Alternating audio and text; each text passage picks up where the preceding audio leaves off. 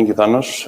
Ladies and gentlemen, first of all, I'd like to congratulate the Hellenic Association for Energy Economics for organizing the symposium in the context of the debate to the transition to new forms of energy that are environmentally and citizen-friendly, and also to thank the chairman, Mr. Spiros Papefthimiou, for the invitation to attend the session Ecomobility and Microgrids at the forefront of green development.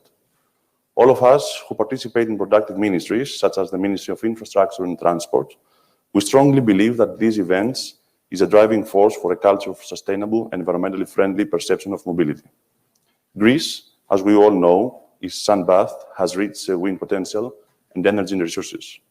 These factors make our country the ideal place for introduction and promotion of sustainable ways of mobility, contributing to the protection of the environment, strengthening the local economy, and improving the quality of life of both its residents and of those millions who are visiting it.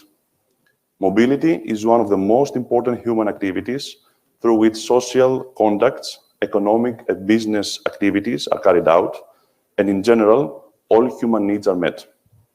At the Ministry of Infrastructure and Transport, we believe that sustainable mobility, in addition to serving all the above needs, introduces the element of sustainability in the development of transport systems, reducing to minimum the burden of natural resources.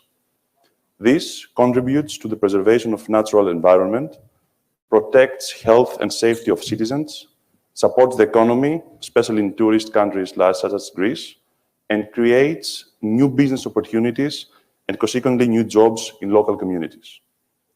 Transport conditions and respect for the right to free movement in urban areas is a pillar in the plan of our strategy. The need to keep cities livable, safe, and accessible for all citizens has become an issue of increasing concern for governments.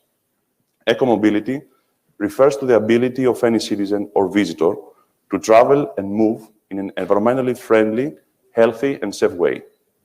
The transportation sector has a significant impact on both the local and global environment. Transportation contributes approximately 25% of global greenhouse gas emissions and has a significant impact on local air quality and equity. As we all know, microgrid is an energy system that is self-sufficient and supports a relatively small geographic areas, such as a neighborhood. Microgrids are consisting from one or more kinds of distributed energy, like solar panels and wind turbines that produce power.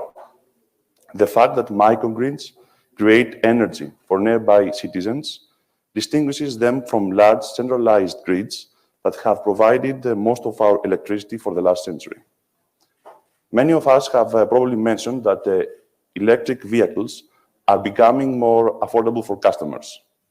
Therefore, in order to achieve a greener and more affordable transportation, new energy systems such as microgrids are required to provide a reliable energy infrastructure for electric vehicles. Today, electric vehicle owners must try hard to find charging stations in their neighborhoods. It is absolutely sure that in the near future, charging stations should be developed along highways and near public transportation spots like seaports, train stations, and airports.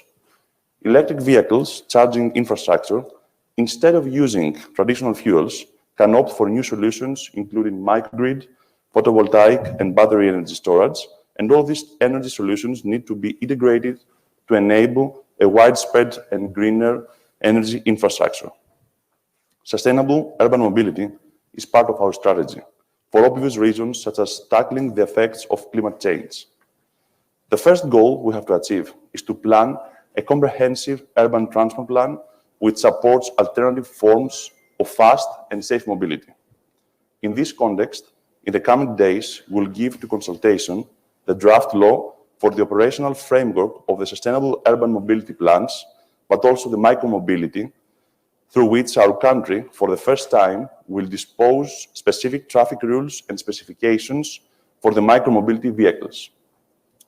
Within the framework of sustainable urban mobility plans, we clarify the existence of similar rules in order to encourage and help the local governments and municipalities to take advantage and to have access to many financial tools that support ecomobility.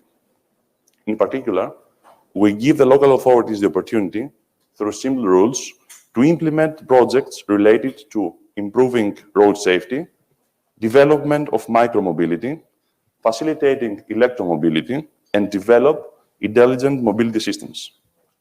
The following rules of the new law are based on the guidelines adopted by the European Commission through the ELDIS Observatory, and we attempted to make it immediately applicable without the need for secondary legislation. With regard to the field of micromobility, I think it is obvious to all of us that small vehicles of transport are being met everywhere in the streets and even on the pavements. And until now, there are no provisions in the road traffic code, but also no specifications for their safe use. For these environmentally friendly vehicles, such as e-scooters, rollers, skateboards, and Segway, we are now regulating their traffic context in Greece. And due to the fact that the states must first set good practices, you may already know that our Ministry of Infrastructure and Transport recently became the first certified bicycle-friendly organization in Greece. 2 months ago, we received the cycle-friendly employer certification, since in our premises there is a bicycle parking that meets international standards for the safe parking of bicycles and e-bikes. I must also add that in cooperation with other ministries, mostly with our colleagues from Ministry of Energy, we worked on the draft law on electromobility, and we are working consistently and intensively to implement the provisions of this law.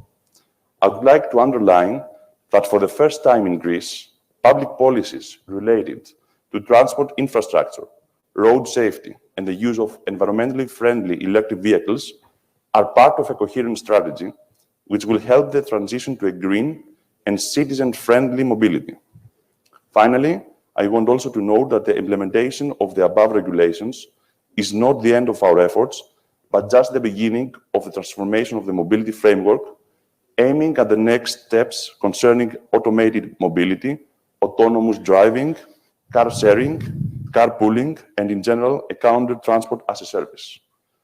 With all these thoughts, I would like to assure you that the Ministry of Infrastructure and Transport will take all necessary actions that contribute to changing the transformation frame towards an ecological way of mobility. Thank you very much.